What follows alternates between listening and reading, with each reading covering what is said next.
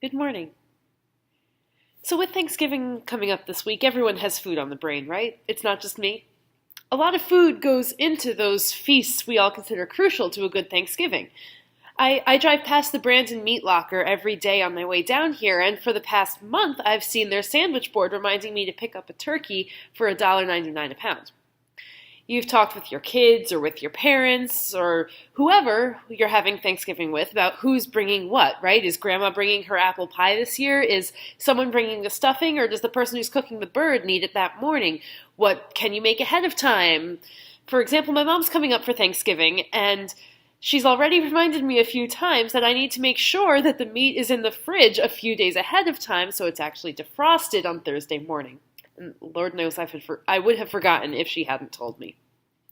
But anyway, a lot of planning goes into that delicious, amazing meal that we all love so much. And maybe you're all a whole lot more organized than I am, but I fully expect to forget something on Thanksgiving. I almost always do.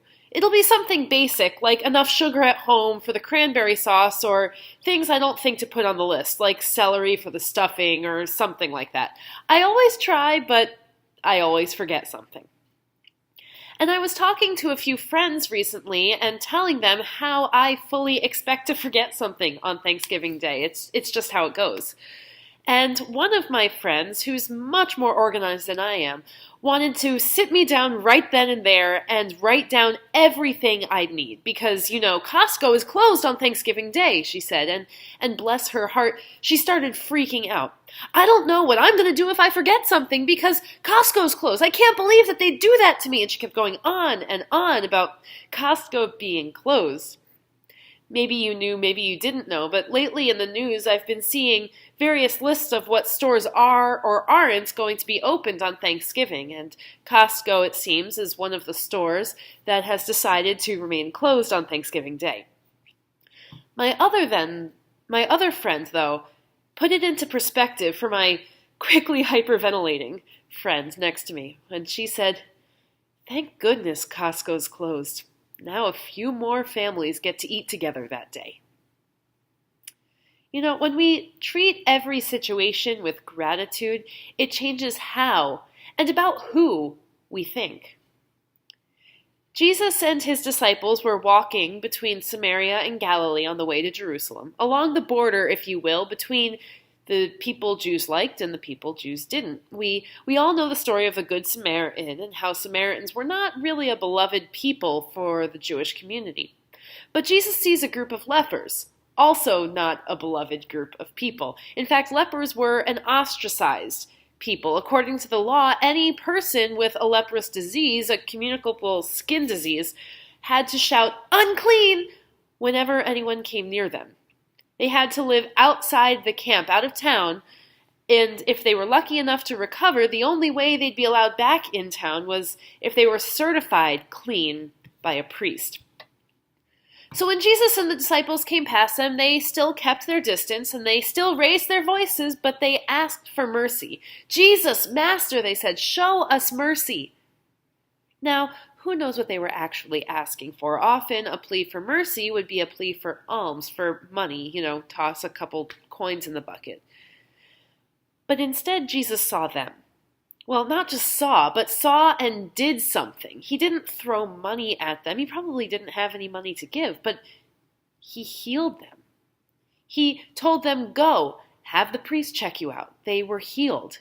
Every last one of them. I guess Jesus and the disciples hung out there for a little while because one of the 10 came back after being checked and confirmed and healed by the priest, and he fell down at Jesus' feet and gave thanks. Only one of the 10, and a Samaritan at that. Now Jesus isn't Emily Post, okay? Jesus isn't having this conversation. This isn't in our Bible. Jesus didn't heal the 10 lepers so that he could teach good etiquette. Remember, all 10 were healed from leprosy. But only one came back and said thanks. Only one then was commended for his faith. But all 10 were healed. Our faith isn't the thing that solves our problems. It's our faith that leads us to give thanks, though. Giving thanks makes us doubly blessed. Saying thanks changes how we see things. It demands that we pay attention to what we have right then. Not what we might have later, not what we used to have, but what we have right now. Gratitude means being doubly blessed. Blessed once because it's there, whatever we're grateful for. And twice because we claim it. We take time to give thanks for its existence. Not only was the man healed of leprosy, just like all of his counterparts, but he actually managed to recognize what a blessing that was. You know, so often we go through our day, we look around the world, and we say, wait until this, or back in the day that, and think comparatively. We don't think in the moment. We don't stay present. We think about what we used to have or what our parents had, or we dream about what we might have or what we might be one day. But saying thanks makes us look at what we have right now. Not counting if something's enough, not worrying about what you might do tomorrow, but seeing what is and saying thank you.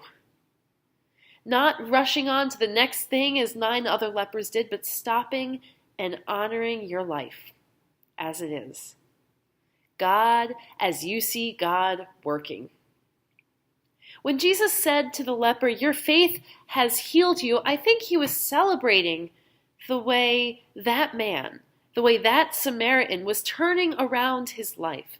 The way that he was seeing his life and that it wasn't just about him, but about all the people around him who affected what went on in his life and how he was moving forward with gratitude.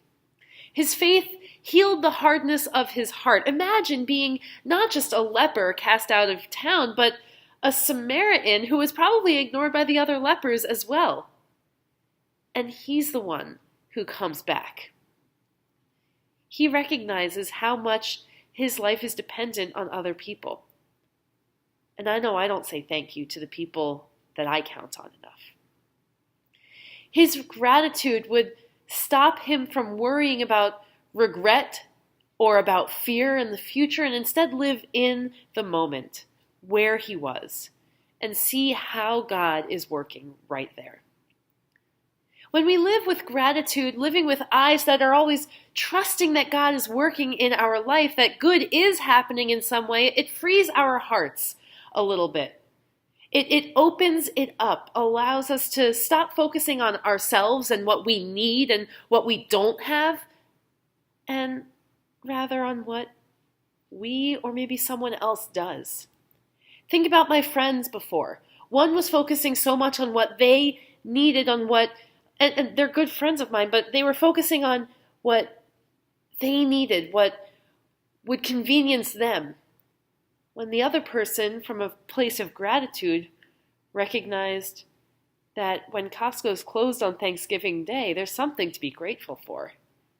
It means others, maybe people you've never been able to meet, but children of God nonetheless, are also able to celebrate that meal around a table with their families.